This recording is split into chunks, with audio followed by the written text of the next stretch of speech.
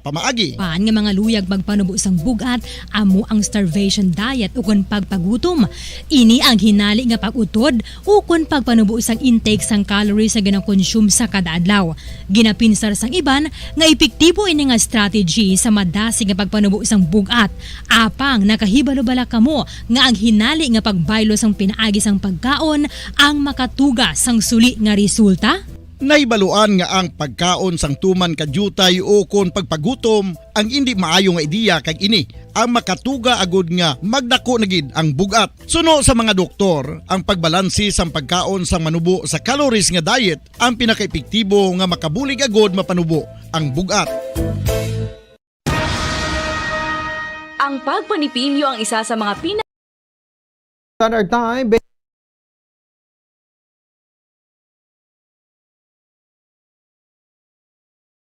Sa afternoon edition, karon nga daw sang Huwebes, petsa 2 sa bulan sa Hunyo tuig 2022. Kakaroon dito kita sa ato sa ring mga headlines.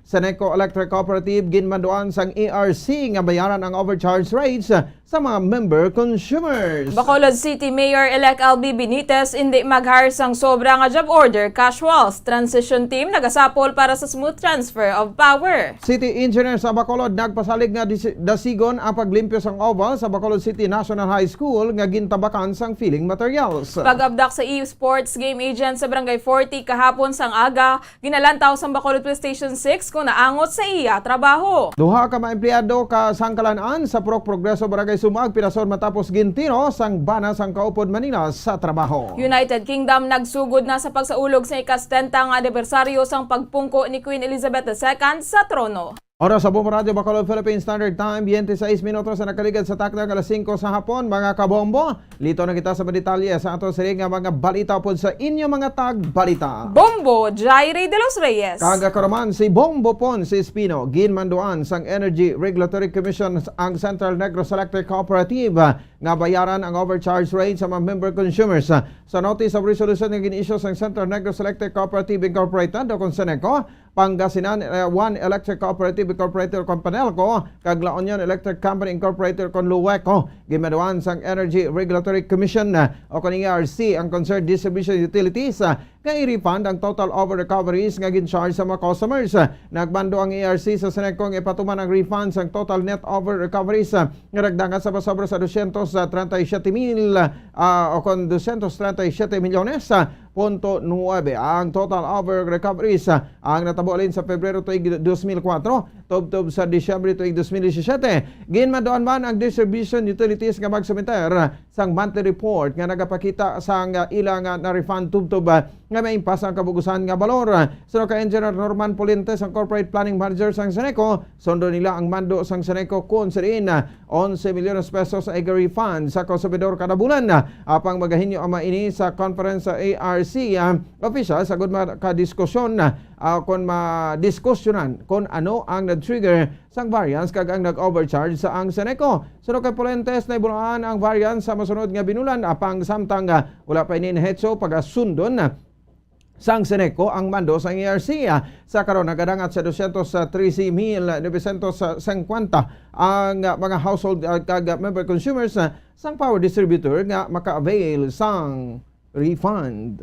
So ginatanaw naman if there are provisions dira sa PSA which has triggered the variance nga nagwa sa amon lain, nagwa sa ERC lain. So we are trying now to identify those provisions and we have that's why we want a conference with the ERC in order to give clarification or enlightenment particularly on those provisions that has triggered a difference variance in the output of ERC and the output of Seneco. Ang kabayan sa pagpahayag ni Engineer Norman Pulientes ang Corporate Planning Manager sang Seneco. Samtang nagapadayon ang meeting sang transition team ni Bacolod City Mayor-elect Albi Benitez bilang preparasyon sa smooth nga transfer of power sa Hunyo 30 sang udto. Sa interview sang Bombo Radio kay Bacolod City Lone District Congressman Greg Casataya, nga mo ang pinuno sang transition team ni Benitez, pilaman ka meetings ang napatigayon antes nagbiya si Casataya sa Bacolod kahapon. Gisapol naman ang mga pinuno sang departamento sa Bacolod City Government Center kag iban pang opisyales nga magaserbe sa city government bilang coterminus kay Benitez. Sunod diri isa sa ginaprioridad sang incoming administration ang smooth transition nagikan sa incumbent. Wala man sa kabulayan nga nasugata si Benitez o kana ang Benitez Transition Team apang ginalauman sang grupo nga masumiter ang mga dokumento kung sa diin makitaan kung pila ang budget nga nabilin sa tuig 2023 agod may waluan kung paano ini gamiton. Nagalaom naman ang mga ini nga maka-arrange sang meeting sa transition team sa Leonardia Administration. Ginpaninduga naman ni Benitez nga mahar lamang sang kinahanglanon nga numero sang job order casuals. Mayara man sa igaritain apang ang ila kontrata sa Leonardia Administration ang mag-expire sa Hunyo 30. Sa karon hindi pa mahambal kung pila igahar nga JO ni Benitez apang ini ang magadepende sa available nga pondo nga nabilin sa concern nga departamento. Mayor-elect Albi will stick to what he stated previously when it comes sa mga status ng job order. Again, ang basic requirement or ang basic position dira is he will only hire kung sino ang kinahanglanon or anong kadamuon na kinahanglanon sa respective departments. So, number two, ang iya statement was there are those na mapabilin but ang ila contract ang present ng mga job order definitely would expire by June 30. Nabatian si Bacolod City Lone District Congressman Greg Gasataya. Naghatag na sa instruction ang City Engineer sa Bacolod nga dasigo ng paglimpyo sang oval sa Bacolod City National High School nga gintabakan sa filling material sa construction waste antes pa man ang pag-resume sang face-to-face classes. Nabulaan nga ang gintambak nga materyales sa oval sang City High ang nagikan sa Bacolod City College. Sa interview sang Bombo Radio kay Engineer Alan Agbones, ginpahig sang project engineer nga si Leuven Sibalios nga nahakot na ang katunga sa mga materyales apang bangod sa parayon nga pag-ulan hindi na makaula sa ginsailuhan bangod madanog ang lugar. Suno sa City Engineer nga ginatambak ang mga materyales sa likod sang patukuran sa Bacolod Coliseum. Bangod sa din nagatag sa instruction sa Agbones Casibanios nga mangita sang iban nga lugar nga ginapargihan sa gobyerno agod dito itambak kag mapadali ang paglimpyo sa oval. Suno kay Agbones hindi sarang batambak sa pribado nga lote ang filling materials bangod mahimo ini nga mamalisyahan amat naman nga nagapanghawan sa Bacolod City National High School ang kontraktor bangod nagtambak man sila sa oval sa materyales nga hindi iya sa city government. Nagpasalig naman sa Agbones nga dalion ang rehabilitasyon sang oval sang eskwelahan. Suno sa kay Engineer Sibalios, ang aton project engineer. Ang mga katunga na gidman ko nung ilan hakot galing sang nagligad ni daw sako bla inulan. Ang lugar ko nung ila pag ulaan to daw hindi sila ka pinitrit kay do kadanlog. Gintagaan ko to sa instruction nga ipangitaan sang iban nga alaryahan kay kinanglano na ang lugar bla.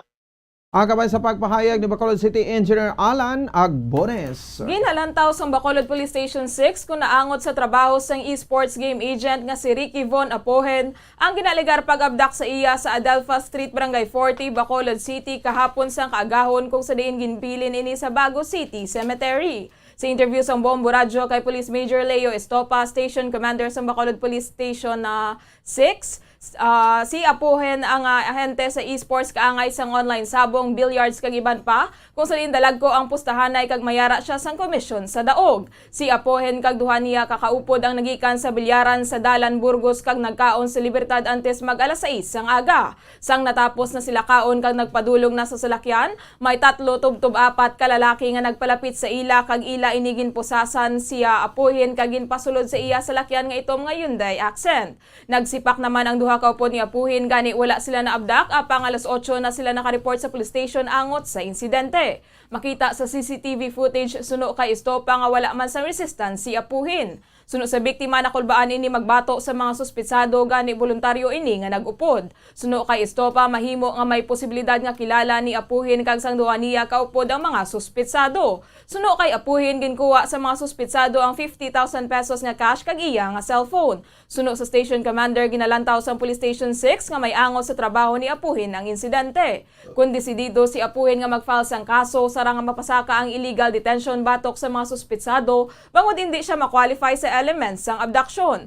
Nakapauli na kahapon ang biktima sa ila balay apang jutay lang nga detalye ang nakuha sang investigador bangod ara pa ini sa state of shock kag hindi man ini makadumdum sang iban pa nga natabo. purely lang ni siya nga isa ka ahente sa mga sports game na, pero ang mga tay-anay yung naglaguanay na din, mga sobra 100 kaya usually ang di ka nakustanay din. At siya ang facilitate, yun may komisyon siya kung sino na magdaog na agent, isa sa mga esports wala na ano. Sa nga to pasang last time ang isabong nag-operate pa isa man sa kahente. Kaya kung may mga billiards siya gampang dahil kung ano may pustahan bala. Isa na sa mga ginatutukan namon nga anggulo ang personal nga motibo. Nabatian si Police Major Leo Estopa, Station Commander sa Bacolod Police Station 6. Pilason ang duha ka mga empleyado sa kalanaan sa Purok Progreso, Barangay Sumag, Bacolod City matapos nga gintiro sang bana sa Kaupod, Manila sa trabaho kagabi. Sa interview sang Bombo Radio kay Police Major John Giliba, Station Commander sa Bacolod Police Station number 9, ang mga biktima ginkalala kada Michael Giopeta, 28 anyos, kag Jomar Berha, 22 anyos, sang amuman nga lugar, samtang ang suspetsadong kikilala kay Romel Castillo, nga residente sa Barangay Kabug, sining nga sunod. Santo sa investigasyon, sirado na ang Orlidos A3, kag nagainom-inom sa Giopeta, kag Berha, sang inali lang nga nagsulod si Castillo kag nang sita. Namangkot man ini kung sino ang sarang niya usrahon sa kalanaan gani. Ginpamangkot ini sa isa ka empleyado kung ano ang problema. Sang nagwa si Castillo sa kalanaan, ginsunod ini sa empleyado agad usrahon kung tani apang hinali lang. Ini nga naggabot sa armas kag hambal nga magduko. Samtang nagaduko gintiro si Castillo ang kag sanay Giopeta, o kon gintiro ni Castillo sa day Giopeta kag Berha, kag sila ang diigo sa tuhod kag abaga. Base sa inisyal nga investigasyon, kilalaman na day Giopeta kag Berha si Castillo bangod ang asawa sa suspetsadong empleyado man sa kalanaan. Ginausisa pa sa Bacolod Police Station number 9 kung naangot sa pagpangimon o kung daan galigutanon ang natabo sa insidente, apang hindi pa man matumod kung ano ang duha o kung ang duha gid ang tuyo sang suspetsado. Ginahibalo pa man sa mga pulis kung nag-away si Castillo kag ang iyang misis nga nagpauli kahapon sang aga sa banos sang kadinik kag sa itiri lang niya ginpaupok ang iya kakig. Sa karon ginapangita pa ginapangita pa ang suspetsado bangod nagpalagyo ini matapos ang krimen sakay sa motorsiklo samtang ginabulong naman ang mga biktima sa hospital. Dahil may mga graduates na sila. Kuha taga nga information, may gamay nga pangimon siguro regarding si asawa. Kasi ang asawa ya isla man gabray. Hindi man batumod daw ang iya to daw pang ano lang daw pang retire, then amo to nga sa init siya no. Hindi ta pagid ma-establish nga either ang gintiro niya or amo gitong ginkaaki ganya o ano. Si Police Major John Gilibang, Station Commander sa Bacolod Police Station number 9. Samtang ginalauman ni Bacolod City Lone District Congressman Greg Gasataya nga madamo ang bago nga mga miyembro sang House of Representatives sa 19th Congress. Kahapon nag-adjourn na ang session sang Kamara kag sang Senado kung sa diin nagbid goodbye ang graduating lawmakers. Suno kay Gasataya ang adjournment ang usual process nga nagakatabo samtang nagahulat sang pagsulod sang termino sang bag-o nga Kongreso. Pila naman kahagna ang naprubahan kahapon apang hindi na makahingagaw sa Senado gani ini ang i-refile o kana i-refile sa 19th Congress. Kahapon masobra 50 ka miyembro sang Kamara ang nag-graduate na o kung natapos na ang term o kung napierde sa Mayo 9 nga eleksyon. Gani ginalauman suno kay Gasataya ang madamo nga bago nga miyembro sang lower house. Maghulat naman ang Bacolod representative kung ano nga komitiba ang iya uyatan. Sa 17th Congress, si Gasataya ang Vice Chairman sang Committee on Education samtang sa 18th Congress, siya naman ang Vice Chairman sang Committee on Finance and Appropriations. Suno sa kongresista ang Vice Chairmanship sang Committee on Appropriations ang may dako nga bulig sa Bacolod, ilabi na kung may luyag nga prioridad. Aminado naman ining may komitiba gid nga ginauyatan ang mga senior members sang Kamara. Nadamo man like kahapon about 50 plus siguro ka-members ang House ang nag-graduate, meaning nag-end sa ila third term. May iban man nga naglain ng posisyon, may iban man nga wala abi naging successful in the last election. So basically, we will have a new batch of Congress comes effective June 13 yung time. Nabatian si Bacolod City Lone District Congressman Greg Gasataya. Sa ibang pagidaton sila nga mabalita nagapati si Attorney Jomax Ortiz nga ginbypass sa Commission of Appointments sa 5 ka opisyal nga gin-appoint outgoing President Rodrigo Duterte agud matagan sang ligwa si President-elect Ferdinand Bongbong Marcos Jr. nga makapili sa iya kaugalingon nga mga appointees. Kahapon ginbypass ang CA ang ad interim appointments sa Commission on Audit Chairperson Rizalina Noval Hostol, Civil Service Commission Chairperson Carlo Alexi Nograles, Commissioner on Elections Chairperson sa damin na pangarungan Comelec Commissioner Amy Torrefranca Neri kag Comelec Commissioner George Erwin Garcia. Ini matapos gawalaw lamang kamay miyembro sang CA panel ang nagtambong samtang siyam kamay miyembro ang kinahanglanon na agod nga makadeklara sang quorum. Suno kay Ortiz may duha ka paagi agod nga hindi makapungko ang mga apprentice kag ini ang ilakipan sang formal nga pag-reject sang ila sang CA paagi sa pagpagawa sa resolusyon kag ang pag-bypass o kung hindi pag-aprobar sa natalanan nga meeting. Sunod sa iya kahapon schedule ko tanin sa meeting sang CA apang wala sang quorum gani ang 5 ka mga gin-appointed Duterte ang magapadaogid sa pwesto. Sunod diri si Marcos Jr. ang nagpadala sang sulat sa CA nga hatag sa iya ang poder nga magpili sa mga opisyal sa nasabit ka pwesto gani ini ang iya ginalantaw nga rason kung nga gin-bypass ang appointment sa sang 5 ka opisyal. Suno sa political analyst nga tuman ka crucial ang posisyon sa mainibangod sila ang constitutional bodies kag 7 ka tuig nga magapungko gani si Consi Duterte ang nagpili sa ila, hindi masyado ma-exercise ni Marcos Jr. ang impluensya. Sarang naman nga mari-appoint ang maini ni Marcos Jr. kung siya ang magapungko na sa pwesto apang kung hindi sila ang mag-vacate na sa posisyon. This is very crucial. Ining appointment subong. Amo nang rason man nga gin-bypass sila tanan to give the incoming president leeway nga siya ang magpili sina. That's why we still do not know kung ano ini ang dynamics ining matabo sinide. Nakadesisyon naman ng Comelec nga qualified na si BBM. Si Attorney Jomax Ortiz.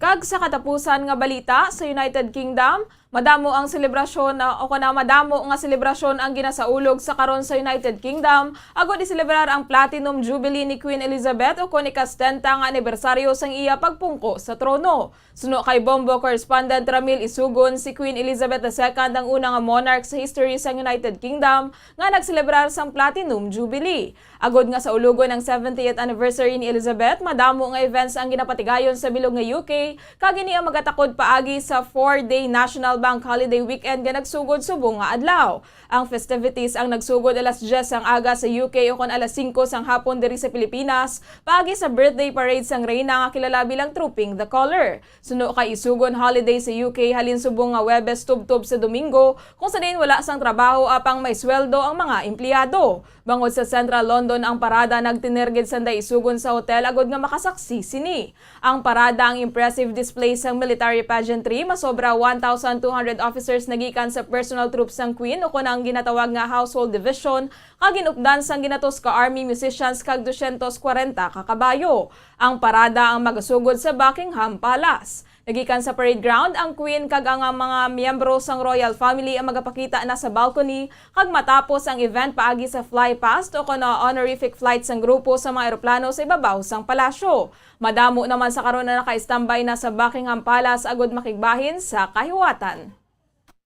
Nag-book na ang amon siling hotel para nga makita ining once in a lifetime sa nasiling ko na kay talagsahon ng ining makalabot ang isa ka na sang 70 years sa iya sining service as a monarch as a serving queen Bombo Erlin. So madamo pa ini Bombo Erlin ini first day pa lang, din sa second day may patigayon ini nga Thanksgiving nga pagkahiwato naman sa St. Paul's Cathedral diri man mismo sa may London. Nabatian si Bombo correspondent Ramil Isugon direkta sa United Kingdom. Oras sa Bombo Radio Bacolod Philippine Standard Time 42 minutos sa kaligid sa takna ang alas 5 sa hapon mga kabombo. Antes pa magkita magtako pato na ni panublikan naton sa ring mga headlines. Central Negros Electric Cooperative ginmanduan sang ARC nga bayaran ang overcharge rate sa mga member consumers. Bacolod City Mayor-elect Albi Benitez hindi mag-hire sang sobrang job order casuals. Transition team nagasapol para sa smooth transfer of power. City Engineer sa Bacolod nagpasalig nga dasigon ang paglimpyo sang oval sa Bacolod City National High School nga gintabakan sang filling materials. Pag-abdak sa esports game agent sa Barangay 40 kahapon sang aga ginalantaw sa Bacolod Police Station 6 kung naangot sa iya trabaho. Duha ka empleyado sang Kalan-an sa Purok Progreso Barangay Sumag pirason matapos gintiro sang bana sang kaupod man nila sa trabaho. United Kingdom nagsugod na sa pagsaulog sa ika-70 anibersaryo sang pagpungko ni Queen Elizabeth II sa trono. Mga kabombo, inyo nabatian ang kabugusan nga pagbalita sang Bombo News and Views Afternoon Edition karon nga daw sang Huwebes, Petsa 2 sa bulan sang Hunyo tuig 2022. Kag sa katapusan, kami ang inyo mga tagbalita. Bombo Jairi de los Reyes. Kag ako naman si Bombo Ponce Espino. Nagpasalamat sa upo na pagpumati para sa pambansang radyo ng Pilipinas, consistent overall number 1 sa Bacolod. Basta Radio! Bombo! Kag standby na sa masunod nga palatuntunan ang Bombo Report sa Afternoon Edition. Opo sa kay Bombo Dennis Rubica. Kag sa aton nga Bombo News Analysis nga ginbasa ni Bombo Daniel Lecciones may tiguro pamatanon. Sang una akon panadumduman nga bisan kami naglakat kag nagakagabihan, bisan sino lang ang masugata namon sa dalan, nagatamyaw gid kami sang mayong gabi bisan wala namon nakilalaan.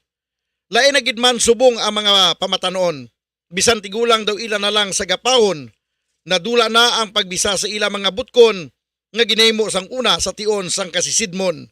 Bisan ang ila gani kinanan, matapos mabusog ila ginatindakan, balay ila dayon talikdan nga ang pinggan hindi gani maugasan. Kulang na gid man sila sa karon sa disiplina, nga ginatudluan man sila sa bulutuan sa ila mga maestra, apang kun makagwa na gani sa ila puluyan, nagakadula na ila mga tinunan. Aton panawagan sa aton mga ginikanan, aton gid sila utitiran, sa tanan nga tion aton sila bantayan, kay base aton na lang sa radyo mabatian, ang inyo gali anak amuna ang nabunan. Ang inyong panguna-una pananaawan naging padala ni Leo Seralbo sa Barangay Mansilingan, Bacolod City. Sa mga tagpalamati isang Bombo Radyo Bacolod, pwede man kamo magpadala sang inyo panghuna-huna kag pananawan sa Bombo News and Views Afternoon Edition. Care of DYWB Bombo Radyo Bacolod, CBS Development Corporation Building, Lacson Street, Mandilagan, Bacolod City. O kung pinaagi man sa email address ang Bombo Radyo Bacolod, bombo_bacolod@bomboradyo.info. Matapos nga nagbalatian ang bugo sa kalibutan dulot sang coronavirus disease, isa naman sa karon kabalatian ang bulos sa ginakahadlukan worldwide, ang monkeypox. Ano ang ginatawag na monkeypox?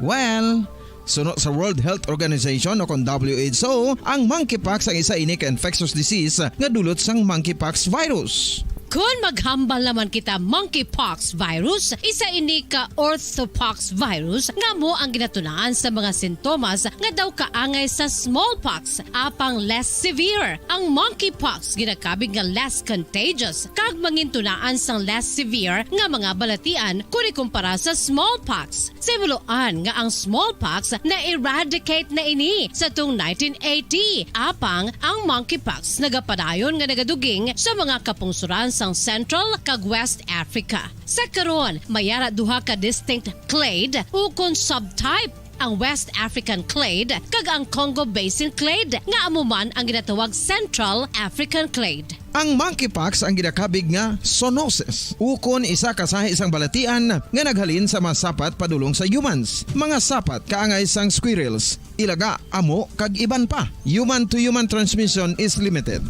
Monkeypox is transmitted to humans through close contact with an infected person or animal or with material contaminated with the virus. Base pa sa key facts ng World Health Organization ukon WHO nga ang monkeypox virus mahimo ini matransmit ukon malaton sa iban pinaagi sa bodily fluids, lesions sa panit ukon internal mucosal surfaces kaangay sa mga naghalin sa baba ukon tutunlan sang pasyente, respiratory droplets kag mga contaminated objects ukon materials kaangay sang beddings. Samtang base naman sa fact sheet sang Mayo Clinic nga isa ka medical center sa Minnesota, USA, nga kun matapikan ang isa ka tawo sang monkeypox virus, ang initial symptoms amo ang paghinanat, paglingin sang ulo, nagahinubag ang mga lymph nodes kag pagadasnan sang pagtinubo-tubo sang mga rashes sa lawas tub-tub nga magmangin flat patches ini. Amat-amat nga magaulbo o kon mangin nodules tub-tub nga magbinitog-bitog kag mangin pass-filled blisters. Ini nga nagalabot sa 5-7 ka adlaw. The rash heals by scabbing over. Makabig na nga infectious ang isa ka pasyente sa pagsugod pagid lamang sang paghilanat sini.